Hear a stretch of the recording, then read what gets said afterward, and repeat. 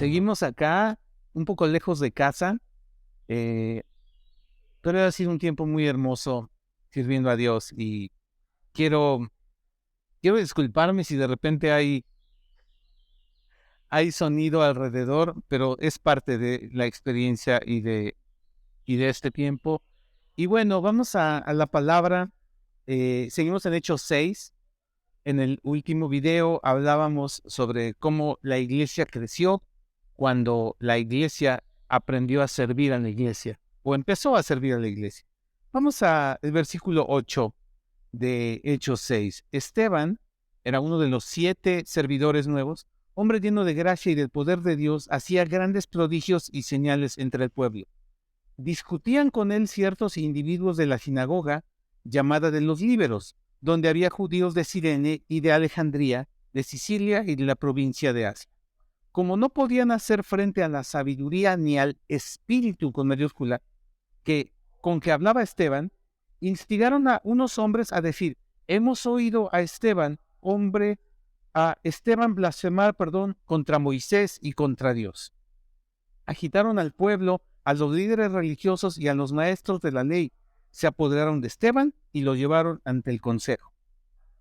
Si usted sigue leyendo, verá cómo presentaron testimonio falso en contra de Esteban con tal de acusarlo. Y el versículo 15 dice: todos los que estaban sentados en el consejo fijaron la mirada en Esteban y vieron que su rostro parecía al de un ángel. Y bueno, omití un par de versículos, pero lo que hay que aprender en esta porción es lo siguiente. Esteban, siendo uno de estos 7 servidores, no sabía lo que venía para su vida, pero él estaba enfocado en lo que era importante. Y ya que fue considerado para servir, y yo supongo que desde antes fue un hombre que buscó en la palabra de Dios, que estaba lleno de la palabra, tenía la sabiduría de Dios por el Espíritu Santo en él, y disertaba con hombres sobre lo que la palabra enseñaba, y obviamente sobre el Evangelio de Jesucristo. Y aquí ocurre algo muy importante y muy interesante que vale la pena tener en cuenta. Cuando usted y yo tomamos decisiones para seguir a Dios y para servir a Dios, de manera inevitable habrá repercusión. Las repercusiones son inevitables. Si usted es una de las personas que quiere hacer algo bueno en casa, habrá repercusiones, buenas e incluso malas.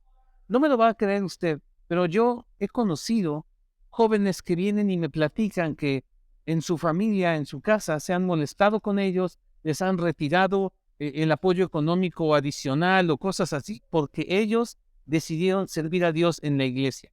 Es más, yo una vez conocí a un joven que cuando estaba pretendiendo y ya tratando de formalizar relación con la que iba a ser su esposa, uno de los problemas que tenían al respecto de él, la familia de la novia, que iba a ser su esposa después, uno de los problemas que tenían en contra del joven es que le decían: oye, hija, pero segura es que este muchacho veo que sirve a Dios en la iglesia, ¿qué va a hacer de ti? Imagínese.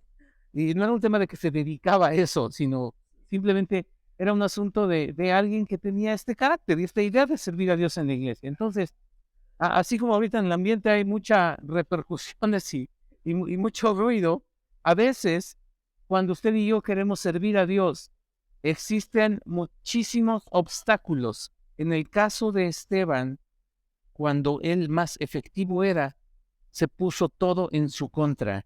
Hubo personas que lo acusaron, hubo personas que instigaron a las autoridades, hubo falso testimonio en su contra y lo llevaron ante un consejo. Cuando llega ante este consejo y se le quedan viendo, vemos aquí algo importantísimo que usted debe tener en cuenta. Dice la palabra que fijaron en él su mirada, vieron que su rostro parecía el rostro de un ángel.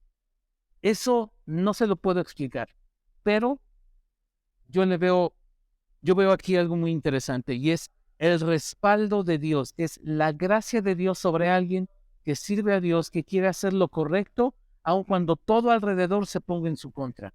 Si hay algo que aprender de este punto y de este momento en la vida de Esteban cuando fue arrestado es que él no renunció a hacer lo correcto, aunque todo estuvo en su contra. Las repercusiones cuando hacemos lo bueno, a veces parecen más duras o más adversas que cuando hacemos lo malo. Por eso dice la palabra, no renunciemos, no nos cansemos de hacer el bien, porque a su tiempo vamos a cosechar si no nos damos por vencidos. Quiero orar con usted. Señor, gracias por tu palabra. Yo te pido que como personas y como iglesia no nos cansemos de hacer el bien. Que a pesar de las repercusiones adversas, podamos comprender y creer que vamos a tener una cosecha, Señor. En el nombre de Jesús, amén. Dios te bendiga.